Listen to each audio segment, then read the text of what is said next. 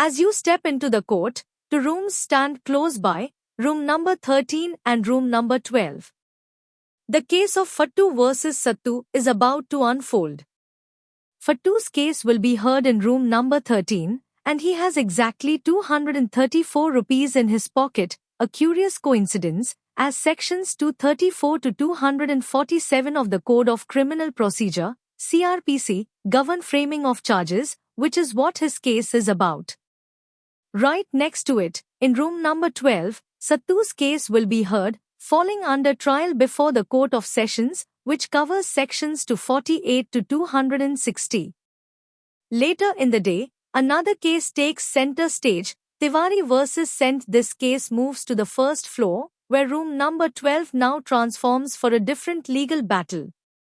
Tiwari's case, marked by the initials T and W, will be heard under the trial of warrant cases by magistrates, falling under sections 261 to 273 of the CRPC. As the day winds down, at precisely 5 p.m., the same room shifts its purpose once again, now hosting summary trials, which are governed by sections 283 to 288. Further ahead, room number 29 holds a more critical function. It is dedicated to evidence in inquiries and trials, covering sections 307 to 336. It is also where the fundamental principle of no second trial for the same offense is reinforced. Section 337 of the CRPC and Article 20 of the Constitution of India, 1950, ensure that a person once convicted or acquitted cannot be tried again for the same crime. This legal safeguard, known as autrefois convict and autrefois acquit, ensures that individuals are not subjected to repeated prosecution. Section 337 of the CRPC specifically bars retrial, even if new evidence emerges, maintaining the finality of judicial decisions. Similarly, Article 22 of the Indian Constitution upholds the right against double jeopardy, preventing a person from being prosecuted or punished more than once for the same offense.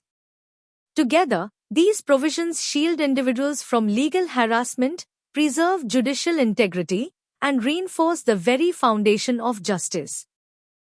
जैसे ही आप अदालत में प्रवेश करते हैं, कमरा number 13 और कमरा नंबर 12 पास दिखाई देते हैं। आज का मुकदमा है फट्टू बनाम सत्तू।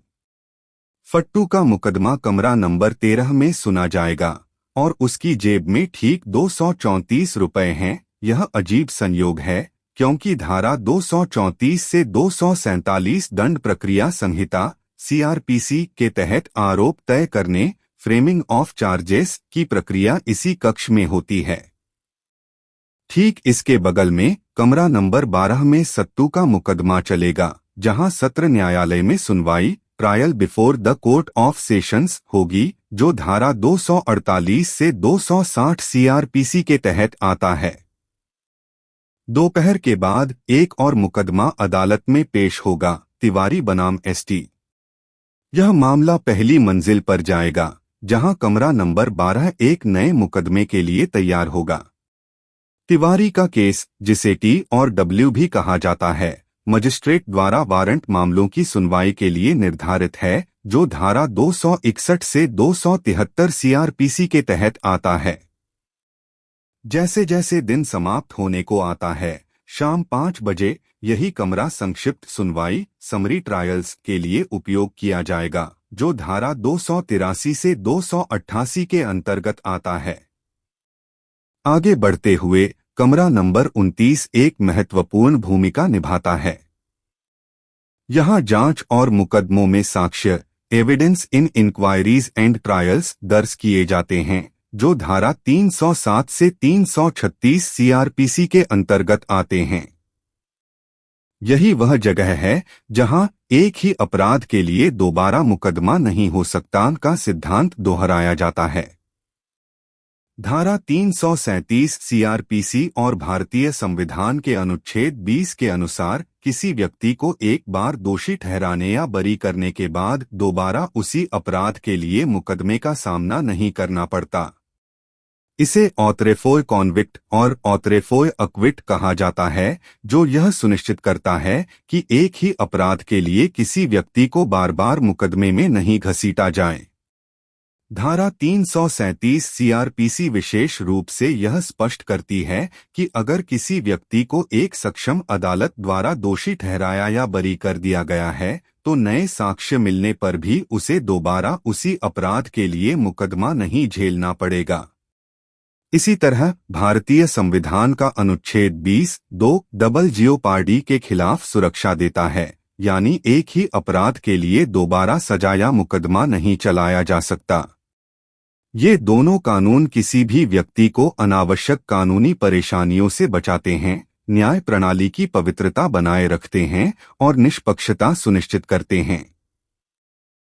जैसे ही आप अदालत में दाखिल होते हैं, कमरा नंबर 13 और कमरा नंबर 12 करीब करीब नजर आते हैं। आज का मुकदमा है फुटू बनाम सत्तू। फुटू का मुकदमा कमरा नंबर 13 में सुना जाएगा और उसकी जेब में बिल्कुल 234 रुपए हैं।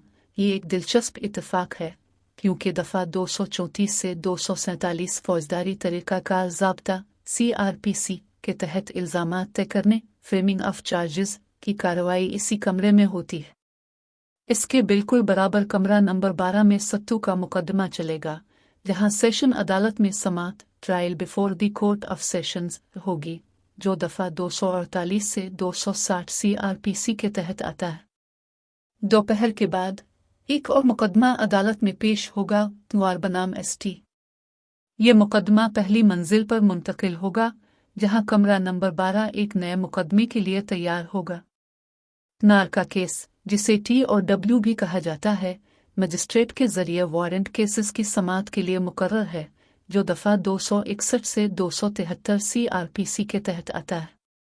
जैसे ही दिन खत्म होने को आता है, शाम 5 बजे यही कमरा खुलासा मुकदमात समरी ट्रायल्स के लिए इस्तेमाल किया जाएगा, जो दफा 283 से 288 के तहत आता है। आगे बढ़ते हुए कमरा नंबर 29 एक अहम किरदार अदा करता है।